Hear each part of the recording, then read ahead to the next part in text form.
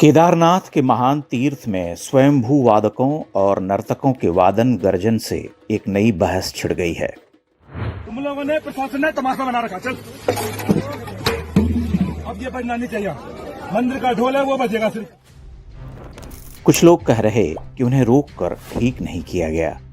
लोग बड़ी दूर से दर्शन के लिए आते हैं, उनके मन के भाव महत्वपूर्ण हैं। जबकि कुछ लोग इस तरह के उत्पात सदृश वादन और नृत्य का विरोध कर रहे। इसे कुछ छोटे छोटे उदाहरणों से भी समझा जा सकता है। दिल्ली की बात करते हैं। दिल्ली में दक्षिण भारत के जितने मंदिर हैं वहां इन बातों का ध्यान रखा जाता है।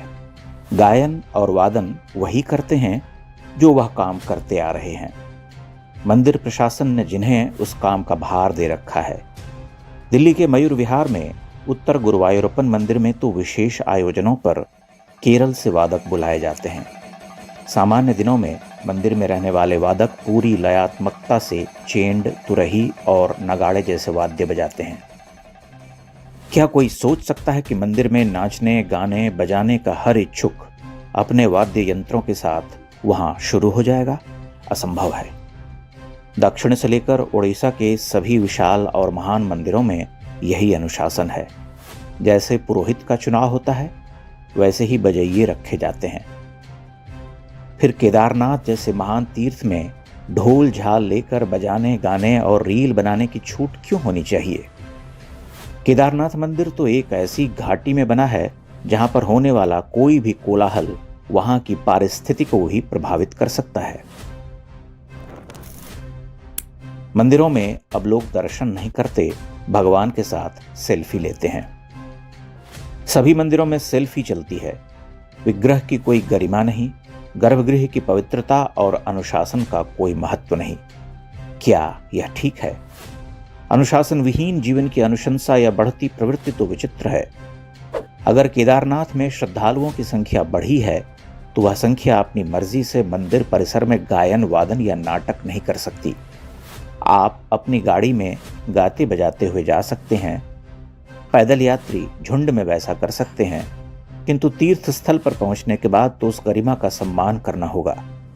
आज ढोल बजा रहे, कल गिटार बजाएंगे, परसों हाफ पैंट पहनकर मंदिर में प्रवेश करेंगे, सेल्फी लेंगे, वीडियो बनाएंगे। यह नहीं होना चाहिए।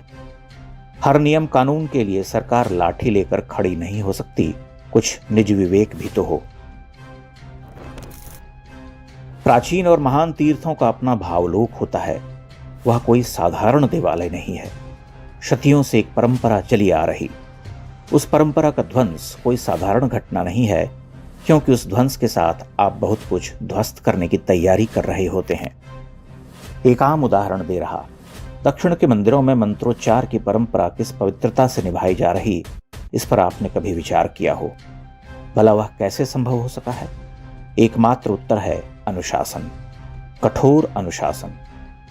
उत्तर में वह अनुशासन रहा नहीं, इसलिए कोई भी मंत्र पढ़ता है, कोई भी पूजा करवाता है, यहां तक कि फिल्मी पैरोडी पर गाने और भजन बनाए जाते हैं। अब ये एक नई धृष्टता, उद्दंडता, मनमानी हो रही। इन तीर्थों को मोबाइल मुक्त करने का निर्णय स्वागत के योग्य है। आप देवालय जाते हैं तो उस सातत्य को अनुभव कीजिए, उसमें बड़ी पवित्रता है। वे विधि विधान यूं ही नहीं बनाए गए थे, उसके पीछे युगों की साधना, मंत्रणा और वैचारिकी थी। आप उसे नष्ट कर अपने मन की करना चाहते हैं तो यह आपकी लठैती है।